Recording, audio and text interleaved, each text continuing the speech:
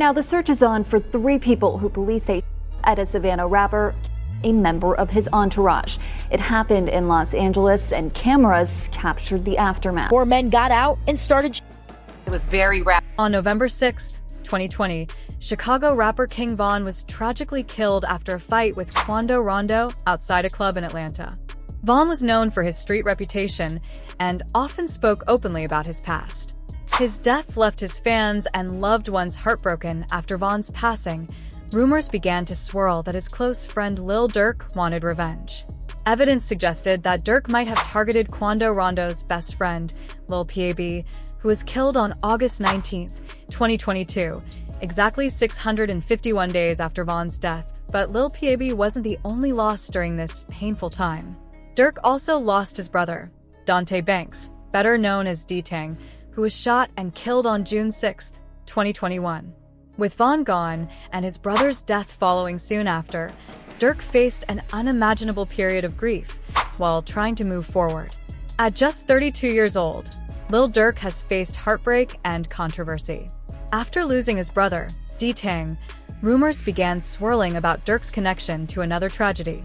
On January 27, 2022, court documents revealed that Durk's name was linked to the death of Stephon Mack in Chicago. Mack was believed to be a target in retaliation for Thang's murder. Although Durk hasn't been officially charged, his name appeared in newly unsealed files ahead of his detention hearing.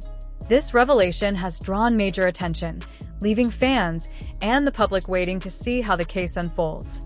Wasn't allowed to charge him during a detention hearing, but with the evidence obtained within their search, Durk looks guilty, as in the court documents they would share this Instagram story, where Lil Durk says for D-Thing, AHA posted only an hour after Stephon Mack passed away to then just 24 hours later. Lil Durk going on Instagram Live and saying this. Can't see other what?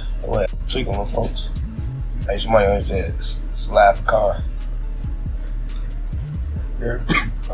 Somebody always said, slap a car. This was just the beginning of the drama surrounding Lil Durk. He was later linked to another tragedy, the death of OTF Jam's baby mother. Investigators believe Durk may have been involved in 2 major incidents.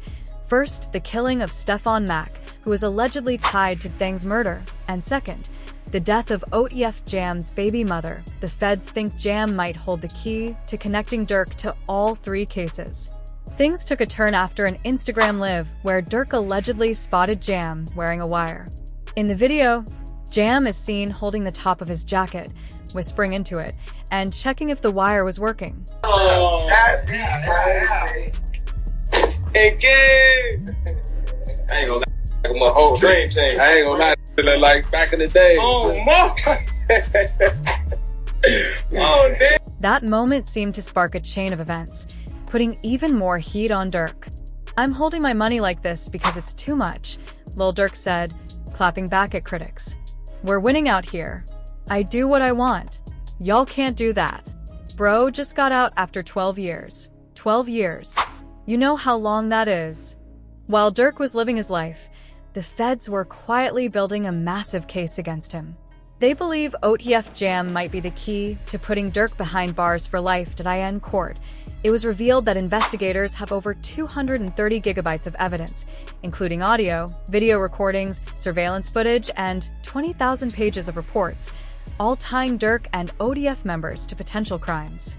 DJ Academics later claimed Durk might have made things worse for himself by detailing his life in his music, almost like he laid out a map for the feds to follow. Things got even wilder when the court files showed not only the crimes Lil Durk allegedly directed over the last 651 days, but also how his albums seemed to tell the same story. There was one person Durk was after for revenge. Quando Rondo. Durk and his team tried to target Rondo, but when they made their move, 5 OTF members missed the main target. Sadly, this led to Lil PAB being killed instead. After months of investigation, it was revealed that 5 Chicago gang members with ties to Durk's OTF were accused of being hired to take out Rondo in LA.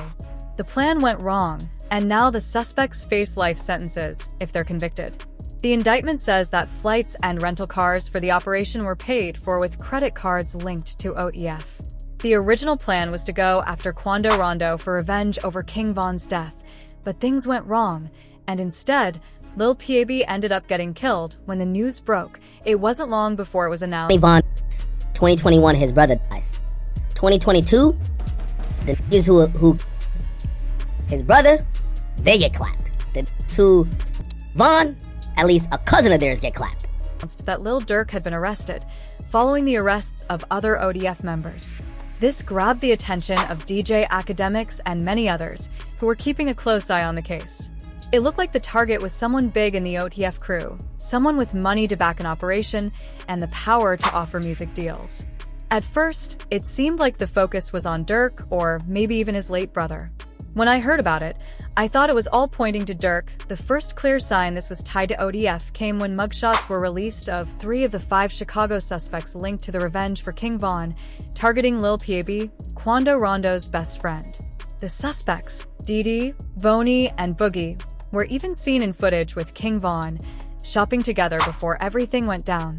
When Lil Durk was arrested, Brick Baby went live and reacted to an old interview where he straight up said Durk was responsible for L's death. This made it seem like Brick Baby was the one who drew all the attention to Durk, almost like he was snitching on him. Things got even more serious when 5 Chicago gang members tied to ODF were accused of being hired to go after Quando Rondo in the LA incident, which ended with Lil Pab's death. If they're convicted, they could face some heavy penalties. But people were left wondering if it was an attempted hit or something else, especially with rumors about FG Cash getting involved. The focus shifted when federal charges in California started. We believe, and I'm hoping this isn't true. This is one of the times I want to be wrong, because this is my man, okay? We believe that co-conspirator 1 seems to be aiming at somebody who's a boss. Linking back to Lil P. The investigation zeroed in on Lil Durk after his connection to Lil Pab's death came under scrutiny. One song, Wonderful Waynes by Jackie Boy, went viral because of its lyrics. In it, Durk raps, "WS, look on the news and see your son, he's screaming no, no."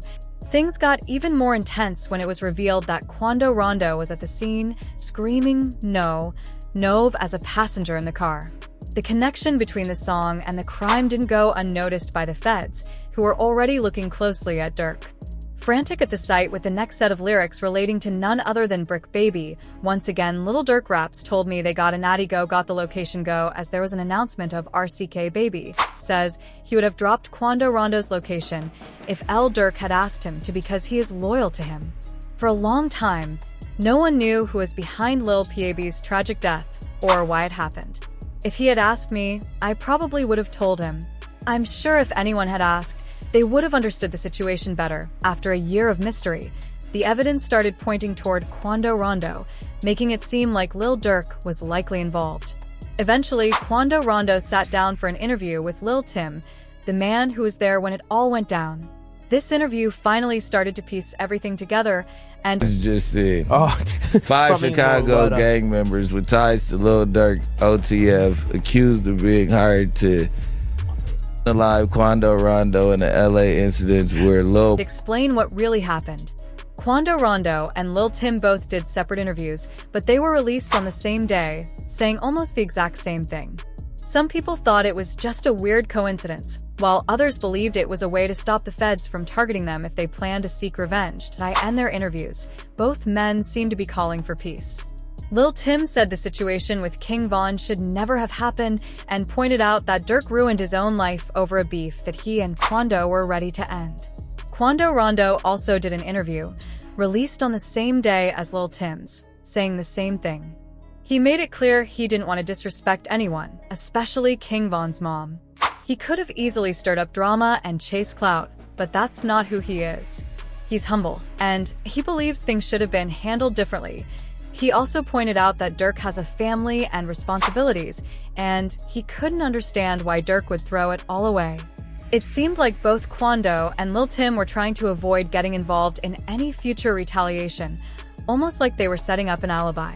Quando ended by saying, "Whoever's with me is kids, and a mama who loves." Then it's people like, you lined up somebody from your hood. Like, listen, I didn't. But at the end of the day, what's wrong with giving my friend the address? Oh, this is my boy. He lost his boy. Who did it could be. That Lil Durk had been arrested, following the arrests of other ODF members. This grabbed the attention of DJ academics and many others who were keeping a close eye on the case.